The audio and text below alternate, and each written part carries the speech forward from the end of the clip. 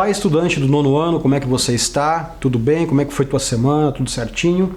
Vamos começar a gravação aqui da aula de número 27 de língua portuguesa. Professor Wagner novamente. E como sempre acontece no início das aulas, eu preciso que vocês separem esses materiais aí. Caderno, folhas para anotação, lápis, borracha, caneta, apontador, dicionário e recursos dos quais vocês irão fazer uso. E daqui a pouco eu retorno aí com o início da aula, ok?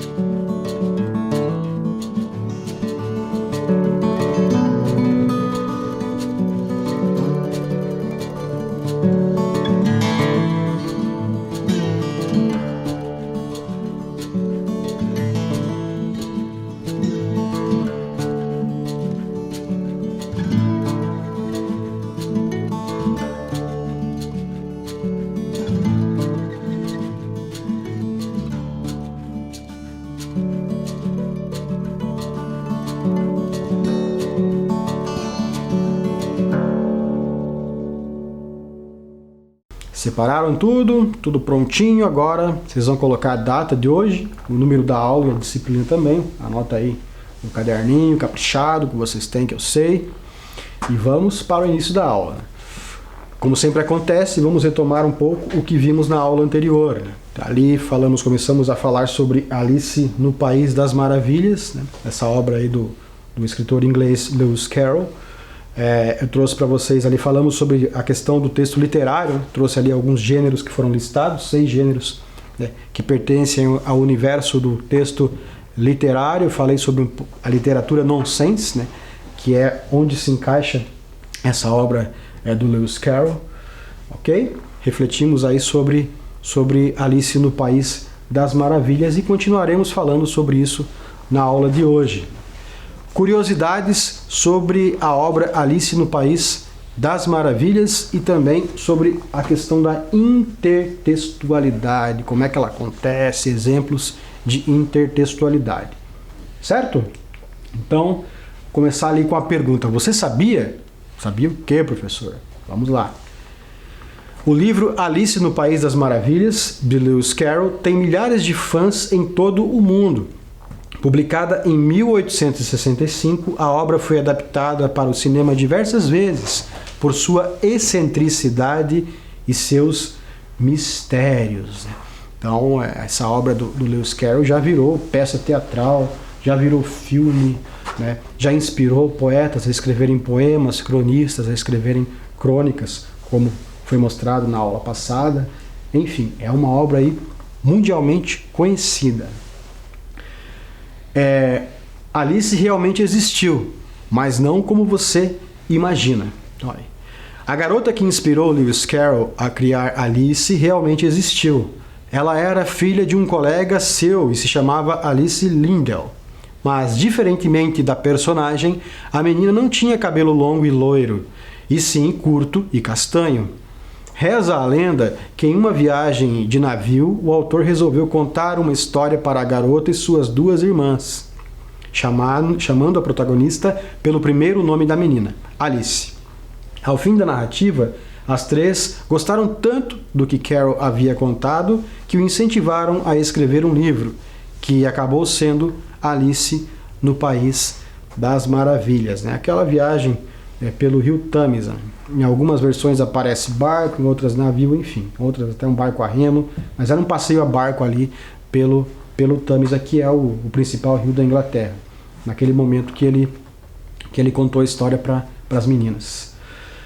Há problemas matemáticos escondidos no livro, né? Quem leu a obra percebeu que em diversos momentos ele trabalha com a questão dos enigmas, da lógica, né? Com a questão dos cálculos matemáticos mesmo. Carroll colocou uma série de questões matemáticas em sua obra, mas elas passam batido para a maioria dos leitores, já que só fazem sentido em inglês e contém muitas piadas e trocadilhos da época. Um exemplo é quando Alice encontra com o Grifo no 9º capítulo do livro. Ela pergunta quantas horas ele estuda por dia, ao que ele responde: 10 horas no primeiro dia, 9 no seguinte e assim por diante. Então ela conclui corretamente. Nesse caso, no 11º dia era feriado, ok? A história foi adaptada para o cinema dezenas de vezes, né?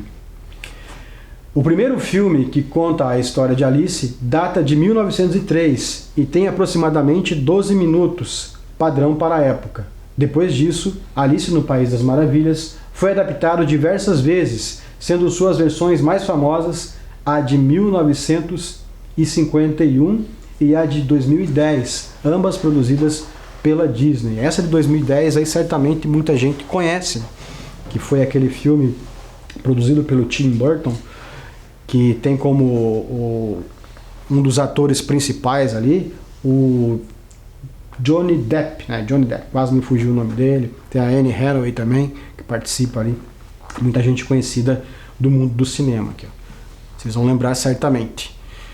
Ali uma foto aí dessa obra de 2010, né? Desse filme que foi lançado, filme inspirado na obra Alice no País das Maravilhas. Ali nós temos o chapeleiro na foto, a Alice. Lembrando que a Alice do filme é uma Alice mais adolescente, quase adulta já, e a Alice da obra, a Alice do livro, é uma criança. Então há essa diferença também. E a pegada do filme também é outra, né? Na verdade, o filme é uma outra obra. Não dá para exigir aí que sejam iguais. Que o filme seja igual ao livro, no caso. Ok? Ali a rainha também mostrada ali. E o gato de Cheshire com seu impactante e conhecido sorriso. Certo? Bom, agora é com você. A questão de número 1. Uma das passagens mais conhecidas de Alice no País das Maravilhas é o diálogo entre a protagonista e o gato de Cheshire. Releia essa interessante conversa e compare com situações do nosso dia a dia. A partir disso, conclua. O que nos permite encontrar saídas em geral? Então lá. A. Encontrar o caminho depende de sabermos aonde queremos chegar. B. Encontrar o caminho só é possível se tivermos alguma ajuda. C. Podemos encontrar uma saída se tivermos vários caminhos a percorrer. Ou D. Podemos encontrar uma saída se não nos importarmos com a chegada. Ali ao lado um trechinho para auxiliá-los, né? Poderia me dizer, por favor, que caminho eu devo tomar para ir embora daqui? Depende bastante de para onde quer ir, respondeu o gato. Não importa muito para onde, disse Alice. Então não importa que caminho tome, disse o gato. Na aula passada eu trouxe esse trecho aqui, essa situação, e eu comentei um pouco sobre essa questão que é trazida nesse capítulo do livro. Pense, analise, tente lembrar, tente verificar aí o que você anotou, né, e escolha uma alternativa, e daqui a pouco eu volto com a resposta.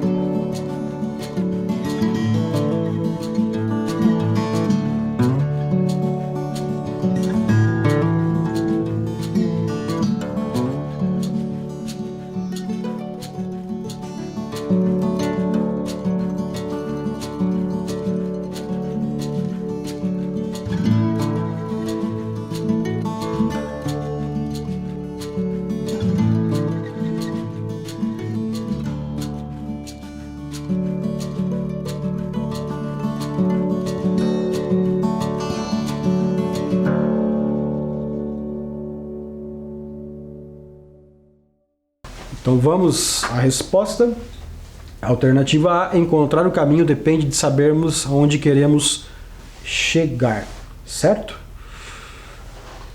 A questão de número 2. Alice parece não saber para onde ir quando é questionada pelo gato.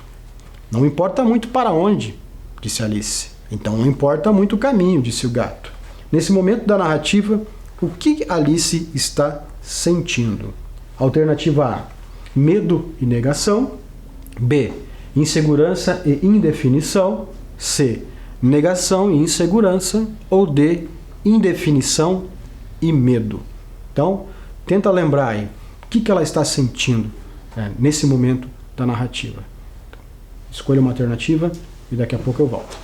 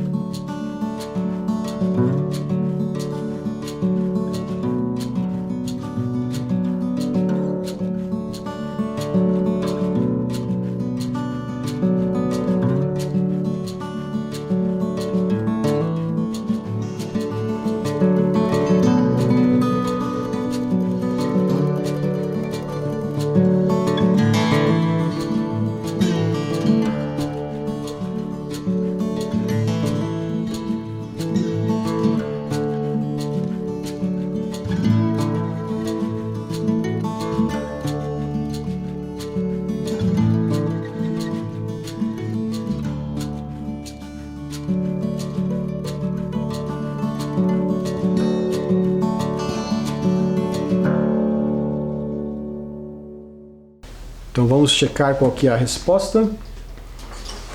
Insegurança e indefinição, né?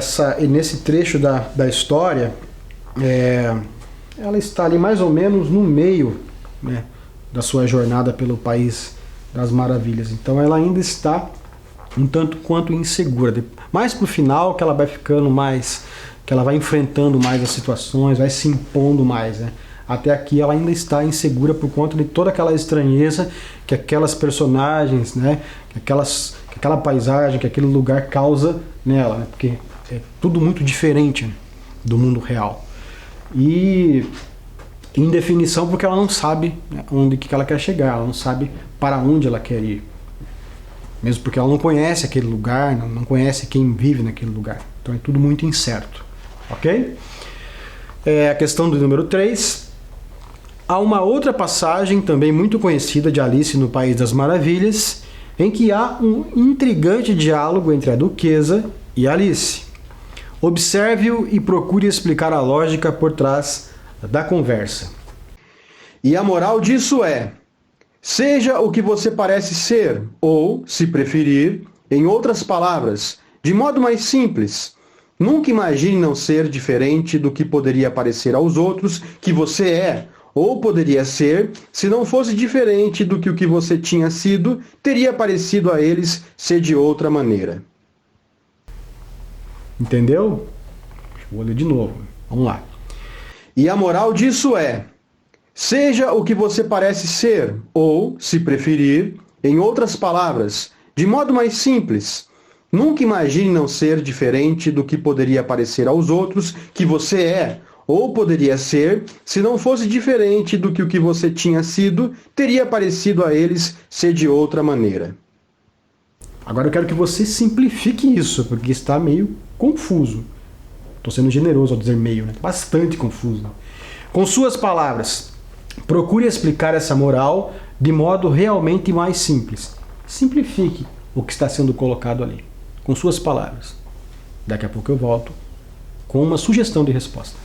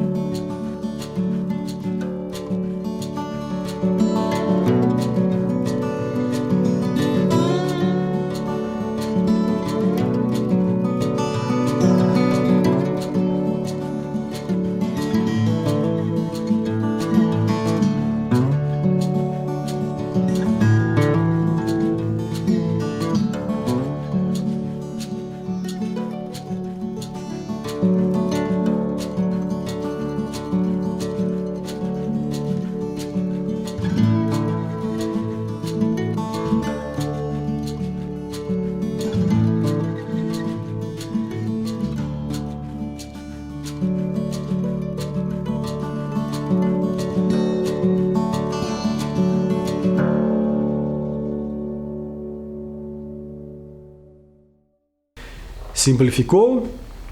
Eu fiz assim, ó. Devemos ser autênticos, não permitindo que nos imponham o que devemos ser.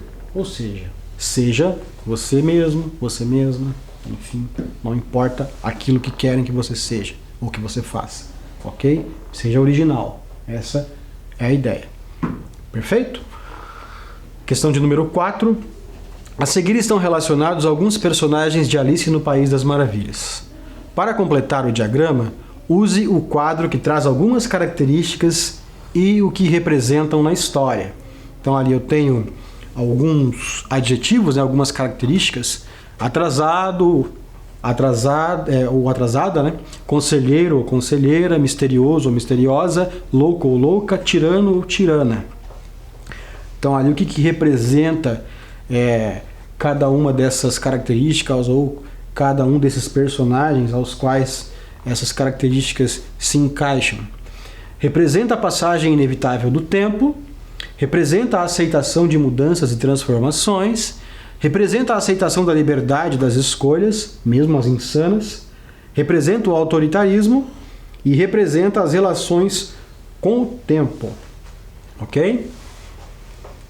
Então, ali eu tenho os personagens. O gato, a lagarta, o coelho, a Alice, a rainha, o chapeleiro.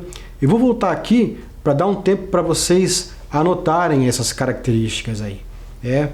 Ou tentarem memorizá-las. É melhor anotá-las, né? Pegar o caderno, o papel que vocês separaram e anotarem essas características aí para depois usá-las no próximo quadro ali. Certo?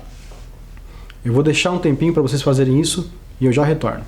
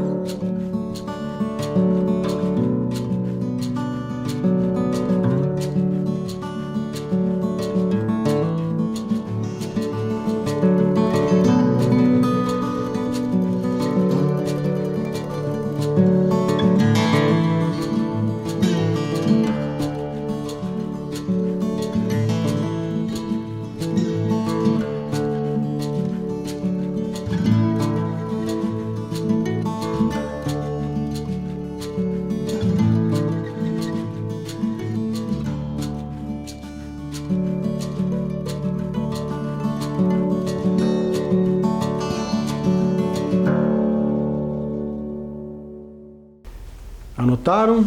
E agora? Onde que aqueles adjetivos vão se encaixar? O gato, a lagarta, a rainha, o chapeleiro, o coelho. Vamos pensar aí. Onde que você poderia encaixar aquelas características? O primeiro ali seria o coelho, atrasado. Porque ele está ali, ele aparece olhando sempre no relógio, ele mostra o relógio ali, né, e verifica o horário, está sempre atrasado, correndo. A lagarta, a conselheira, que dá o conselho ali para Alice. O gato, misterioso, né, com seu sorriso de muito mistério, e suas palavras também de mistério. A rainha, o chapeleiro, que é louco, né, o próprio nome já diz. E a rainha, que representa a tirana, né, a rainha tirana na história. Déspota. A Alice ficou em branco ali para você imaginar que característica que você daria a Alice. Eu colocaria que a Alice é curiosa, né? Porque, aliás, é a curiosidade que a leva até o mundo, né, o País das Maravilhas. Certo? Questão 5. Alice no País das Maravilhas é um exemplo de literatura nonsense. Você sabe o que é isso? Na aula passada falei sobre isso. Para descobrir, releia os 2 últimos parágrafos da apresentação do livro Um Passeio Inesquecível. Depois, analise os seguintes trechos da obra de Carroll e assinale todos os que tratam de situações absurdas. Tá? Então, daquelas frases que estão ali embaixo, quais delas retratam situações que são incomuns, que são absurdas, que não fazem muito sentido? Pássaros iguais voam juntos, os porcos têm direito de voar, e eu posso lhe dar de presente tudo o que já lhe disse. Então, escolham quais alternativas são aparentemente absurdas, e daqui a pouco eu retorno com a resposta.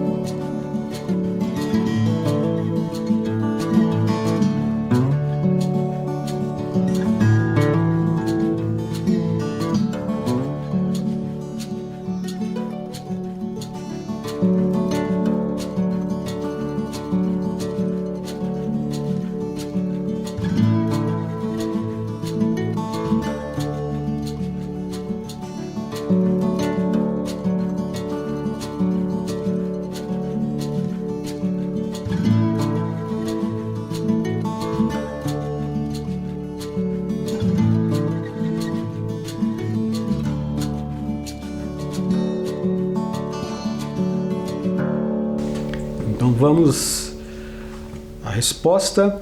Eu posso lhe dar de presente tudo o que já lhe disse. Notem que o que você diz a uma pessoa não é algo material, não é algo palpável, né? Então, pela lógica, não se pode dar de presente, não se pode presentear, certo? Então foge um pouco aí a normalidade, nesse sentido. E a outra ali é que os porcos têm direito de voar. Essa aqui não faz sentido algum, é totalmente nonsense. Ok? Então seriam essas duas aí.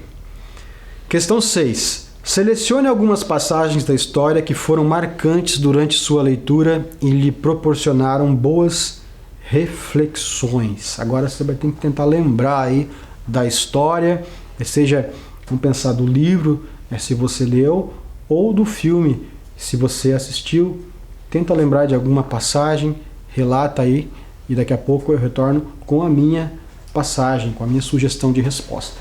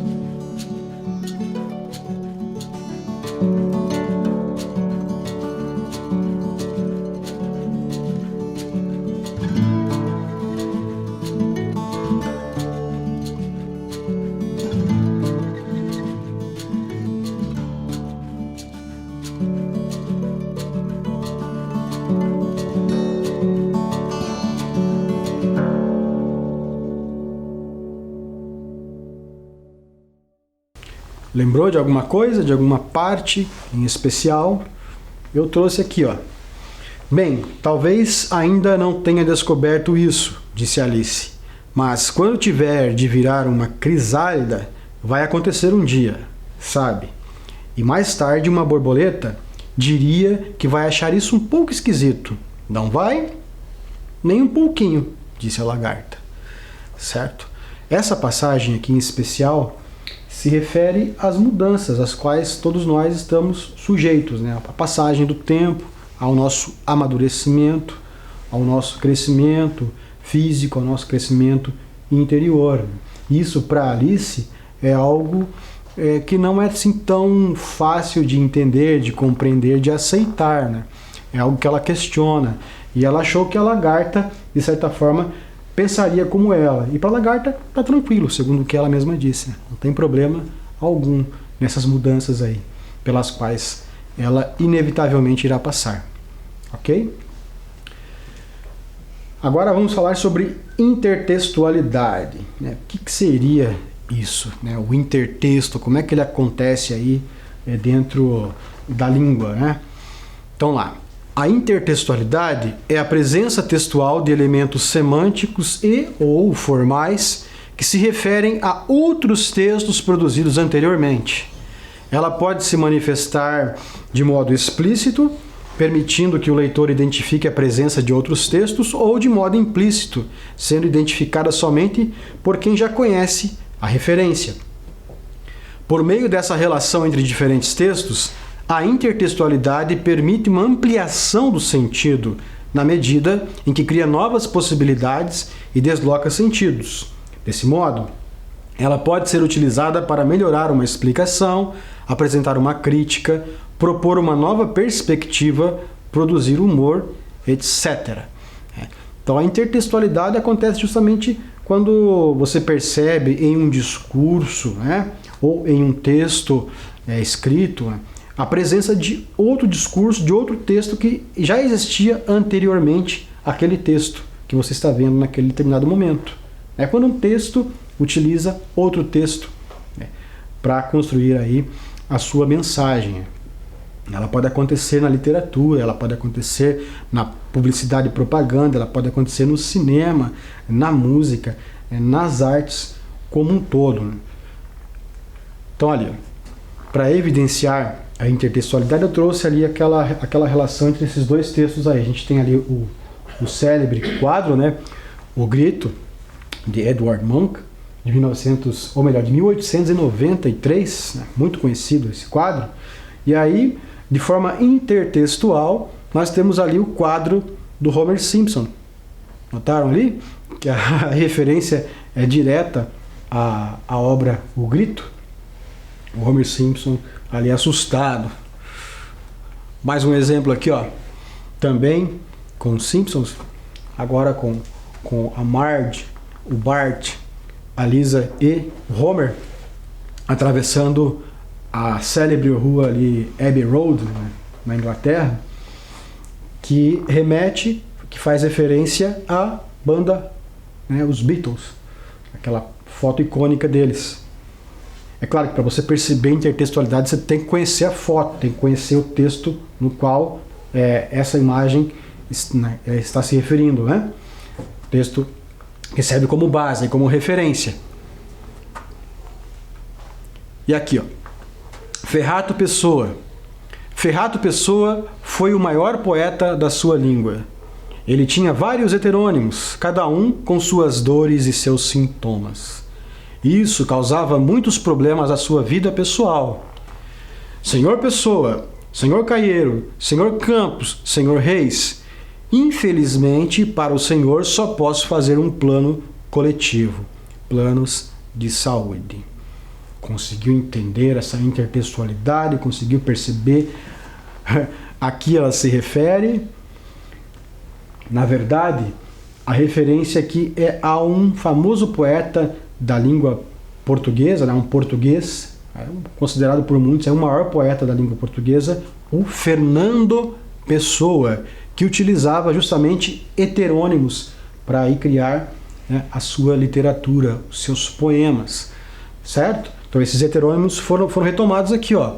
O Caeiro, o Campos, o Reis ali são heterônimos famosos heterônimos. Ele tinha mais heterônimos, não eram só esses aqui são, por assim dizer, os mais famosos, né? Ele utilizava para escrever os seus poemas, certo? Então, para você entender essa intertextualidade, você precisa inevitavelmente conhecer o Fernando Pessoa e conhecer aí os seus principais heterônimos. E aqui tratando da tira, né, onde que consiste o humor dela, é que por ele ser um poeta que utiliza vários heterônimos, ou seja, como se existissem vários poetas dentro de um poeta só, ele tem que pagar um plano de saúde coletivo, ou seja, um plano de saúde mais caro. Monteiro Lobato utilizou o recurso da intertextualidade quando criou a obra Emília no País da Gramática. Na sequência, tem-se um fragmento dessa obra. Então ali, ó. Uma ideia da senhora Emília. Dona Benta, com aquela paciência de santa, estava ensinando gramática a Pedrinho. No começo, Pedrinho resingou. Maçada, vovó, basta que eu tenha de lidar com essa caceteação lá na escola. As férias que venho passar aqui são só para brinquedo. Não, não e não. Mas, meu filho, se você apenas recordar com sua avó o que anda aprendendo na escola, isso valerá muito para você mesmo, quando as aulas se reabrirem. Um bocadinho só, vamos. Meia hora por dia, sobram ainda 23 horas e meia para os famosos brinquedos. Pedrinho fez bico, mas afinal cedeu. E todos os dias vinha sentar-se diante de Dona Benta, de pernas cruzadas, como um oriental, para ouvir explicações de gramática. Ah, assim sim, dizia ele. Se meu professor ensinasse como a senhora, a tal gramática até virava brincadeira. Mas o homem obriga a gente a decorar uma porção de definições que ninguém entende, de tongos, fonemas, gerúndios. Emília habituou-se a vir assistir às lições, e ali ficava a piscar, distraída, como quem anda com uma grande ideia na cabeça. É que realmente andava com uma grande ideia na cabeça. Pedrinho, disse ela, um dia depois de terminada a lição, por que, em vez de estarmos aqui a ouvir de gramática, não havemos de ir passear no país da gramática? O menino ficou tonto com a proposta. Que lembrança, Emília! Esse país não existe, nem nunca existiu. Gramática é um livro. Existe sim. O rinoceronte, que é um sabidão, contou-me que existe. Podemos ir todos montados nele. Topa? Perguntar a Pedrinho se queria meter-se em nova aventura era o mesmo que perguntar a macaco se quer banana. Pedrinho aprovou a ideia com palmas e pinotes de alegria e saiu correndo para convidar Narizinho e o Visconde de Sabugosa. Narizinho também bateu palmas, e se não deu pinotes foi porque estava na cozinha, de peneira ao colo, ajudando tia Anastácia a escolher feijão. E onde fica esse país? Perguntou ela. Isso é lá com o rinoceronte, respondeu o menino. Pelo que diz a Emília, esse paquiderme é um grandessíssimo gramático. Então aí a gente tem a obra do Monteiro Lobato, né, um pedaço dela, em que é feita uma intertextualidade com Alice no País das Maravilhas. Primeiro porque é feita a referência direta, né, a ela, durante esse pedaço do texto que nós lemos, e também no título, Emília no País da Gramática. Porque o que vai acontecer ali? As classes gramaticais, né, vão funcionar, vão ser personificadas dentro do texto. Né? E essa inserção de Pedrinho no País da Gramática funciona como a inserção da Alice no País das Maravilhas, certo? Onde tudo é muito divertido, diferente, muito lúdico, ok? Diferente da vida real, por assim dizer. Então lá. Pedrinho reluta em conversar com sua avó sobre assuntos relativos à escola. Como argumento para o convencer a mudar de ideia, Dona Benta A. Menciona o livro Alice no País das Maravilhas. B. Fala que é muito importante estudar não apenas na escola. C. Carinhosamente diz que se ela relembrar os conteúdos com ele, isso será muito útil. D. Diz que a Emília irá acompanhar Pedrinho nos estudos diariamente. Então, o que faz com que Pedrinho mude de ideia? Porque, a princípio, ele não quer. A avó se propõe a falar sobre gramática com ele, a ajudá-lo, a ensiná-lo, a fazer uma espécie de revisão, e ele não quer saber. Eu quero brincar, avó. O que eu quero com gramática aqui durante as férias? Só que ela acaba persuadindo-o a mudar de ideia. O que ela usa? Que argumento que ela usa para fazer com que ele mude de ideia? Tentem encontrar a resposta e daqui a pouco eu retorno com ela.